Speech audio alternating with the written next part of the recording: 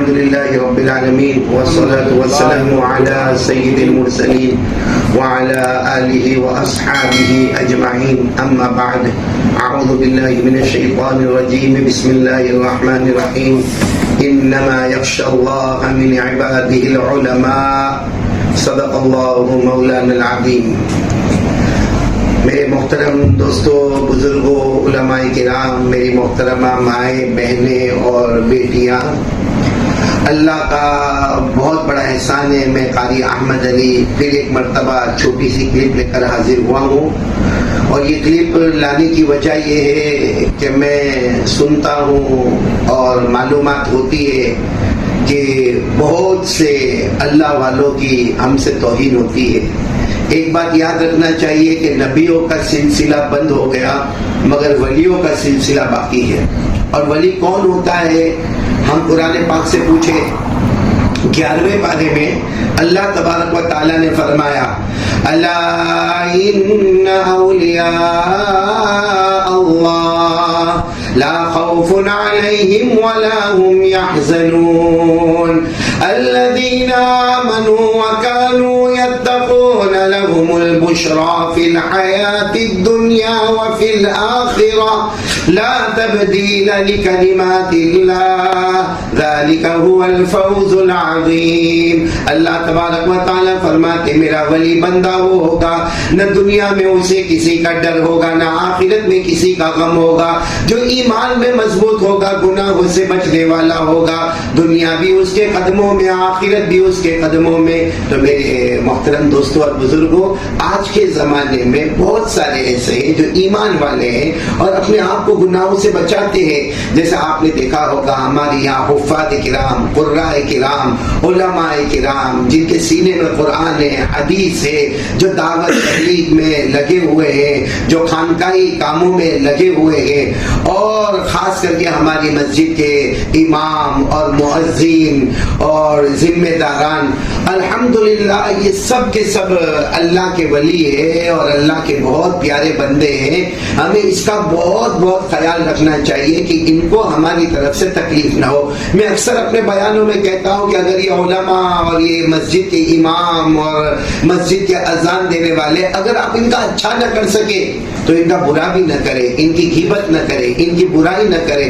آپ کو نہیں معلوم ہمارے آقا صلی اللہ علیہ وسلم نے فرمایا کہ اللہ کا جو ولی ہوتا ہے، جو ایمان والا ہوتا ہے، اپنے آپ کو گناہوں سے بچاتا ہے. ہمارے آقا صلی اللہ علیہ وسلم نے فرمایا ان کی اگر کبھی بد دعا نکلے یا دعا نکلے دونوں آسمانوں پر جاتی ہے. ہمارے آقا صلی اللہ علیہ وسلم نے فرمایا ان من عباد اللہ لو اقسم علی اللہ لابر.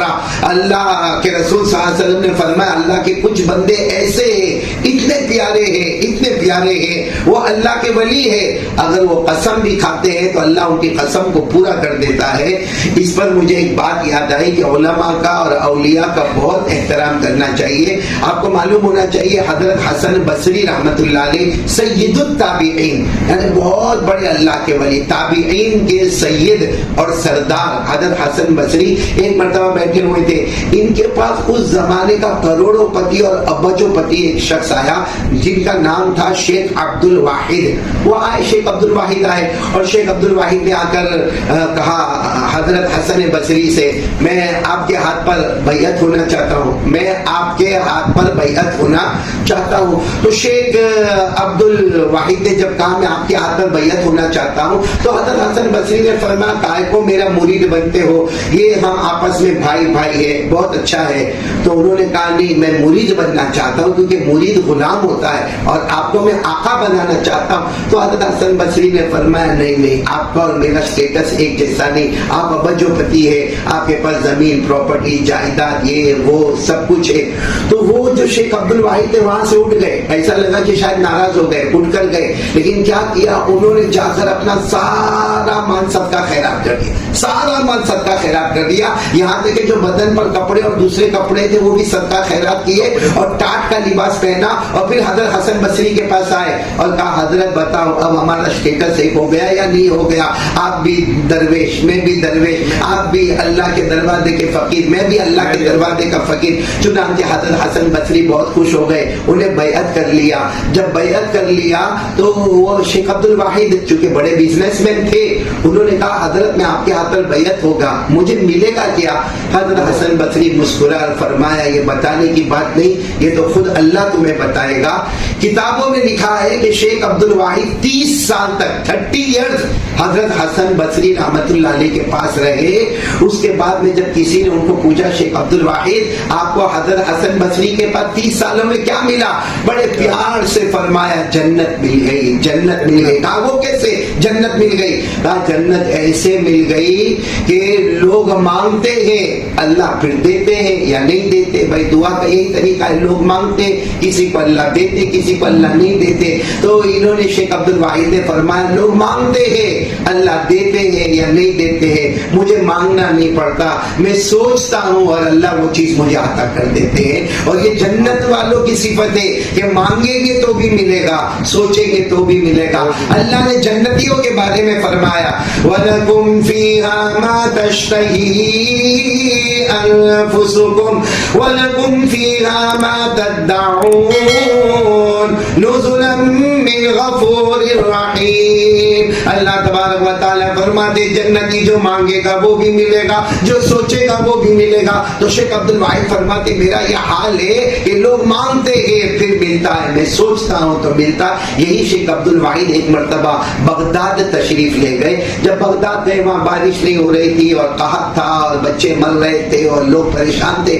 جب وہاں کے لوگوں کو معلوم پڑا اللہ کے ولی آئے، اللہ کے ولی آئے، شیخ عبد الواحد آئے، شیخ عبد الواحد آئے، پورا مجمع جم گیا۔ جیسا پورا مجمع جم گیا اور انہوں نے ابھی تو اپنی زبان سے کہا ہوگا حضرت ہم آپ کے پاس اس لیے آئے کہ بارش نہیں آ رہی ہے۔ حضرت شیخ عبد الواحد نے کہا اللہ تجھے تو معلوم ہے یہ سارے بندے کیوں آئے، برسا دے۔ کہتے اتنا جملہ کہا اور آسمانوں سے پانی برسنا شروع ہو گیا۔ تو یہ ہوتے ہیں جو اللہ کے ولی ہوتے ہیں نا، وہ قسم کھا لیتے، جو کہہ دیتے ہیں اچھا کہہ دیتے لوگوں کا اچھا ہو جاتا ہے، برا کہہ دیتے لوگوں کا برا ہو جاتا ہے۔ اس لیے نہ ستاؤ میرے پیاروں، حافظوں کو، قاریوں کو، عالموں کا بہت احترام کرو، بہت احترام کرو۔ یہ سوچتے رہو کہ اس کے سینے میں قرآن ہے، ایک نہ ایک دن اس کا قرآن اس کو سیدھے راستے پر لے آئے گا۔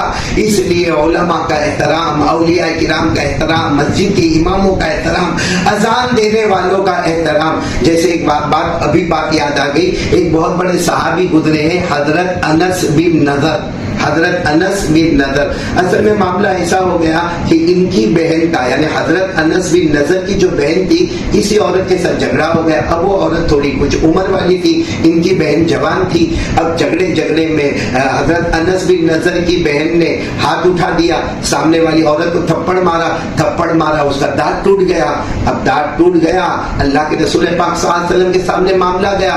اللہ کے رسول صلی اللہ علیہ وسلم نے حضرت انس کو بلایا اور کہا تمہاری بہن نے فلاں عورت کو تھپڑ مارا، اس کا دانت ٹوٹا ہے۔ تو حضرت انس نے کہا اللہ کے رسول میری بہن سے غلطی ہو گئی، لیکن کرنا کیا؟ کہا وہی کام، القصاص۔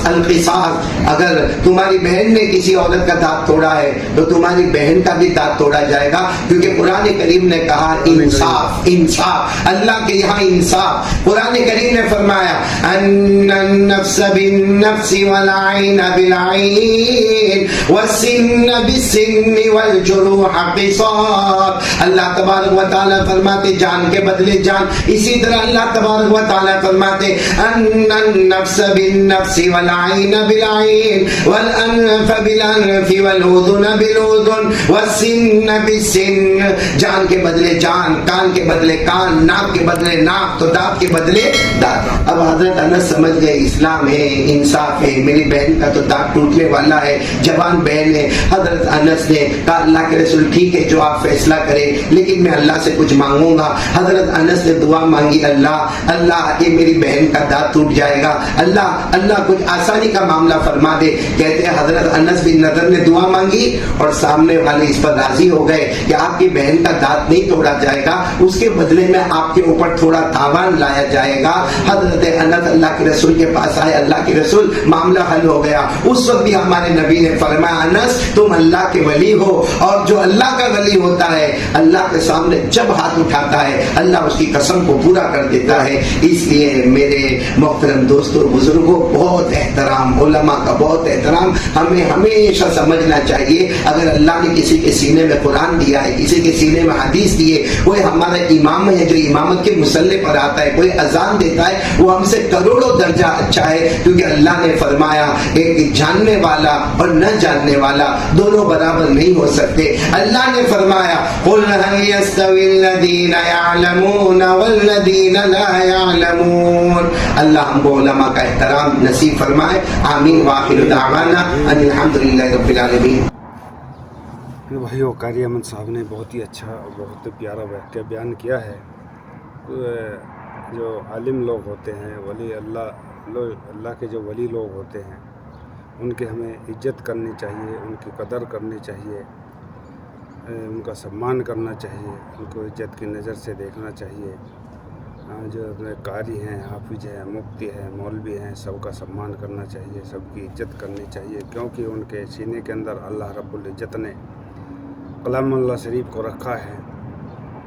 کی عظمت ہے ان کے اندر, سینے کے اندر ہے. پتہ نہیں اللہ رب العزت اگر ان سے کوئی خطا ہو بھی جائے, پتہ نہیں اللہ تعالیٰ کب ان کی واپسی کر دے, ان کی خطا کو ختم کر دے. اور ہم تو نہ جانے دن بھر میں کتنی غلطیاں اور کوتاہیاں کرتے ہیں, لیکن ان کی برائیوں کو تلاش کرتے رہتے ہیں. ہمیں دوسروں کی برائی کو تلاش نہیں کرنا, ان کے اندر جو اچھائی ہے اس اچھائی کو تلاش کرنا ہے, اور ان کی عزت کرنی چاہیے, ان کی عظمت کرنی چاہیے ہم سب کو, اور ان کی قدر کرنی چاہیے, کیونکہ ان کے اندر جو ہے قرآن کریم ہے, قرآن پاک ان کے سینے کے اندر موجود ہے. اللہ رب العزت پتہ نہیں اس کی برکت سے کب ان کو صحیح راستے پر ڈال دے, اور وہ پھر بھی ہم سے آگے نکل جائیں گے. اللہ رب العزت قیامت کے دن جب میدان حشر میں قرآن پڑھنے والے کو کہا جائے گا کہ قرآن کی آیت پڑھتا جا اور درجوں کو بلند کرتا جا, اور وہ سیڑھیاں تک چڑھتا جائے گا جہاں اس کا قرآن پورا ہوگا, وہیں اس کا آخری منزل ہوگی. بھئی ایک جاننے والا, ایک نہ جاننے والا, ہم ان میں دونوں برابر نہیں ہو سکتے. دونوں میں بہت فرق ہے, کیونکہ وہ جاننے والا ہے, ہم نہ جاننے والے ہیں. ہم سے بھئی اکثر یہ غلطیاں ہو جاتی ہیں. اللہ رب العزت بھئی ہم سب کی حفاظت فرماوے. اور میں نے اس ویڈیو کا اوریجنل لنک ویڈیو کے ڈسکرپشن میں ڈال دوں گا, وہاں جا کر کے آپ دیکھ لیجئے. بہت ہی پیاری ویڈیو ہے, بہت ہی اچھی ہے. اور چینل کا لنک بھی ڈال دوں گا. انشاءاللہ بھائی کے چینل کو بھی سبسکرائب کیجئے اور ہمارے چینل کو بھی سبسکرائب کیجئے. السلام علیکم ورحمۃ اللہ وبرکاتہ.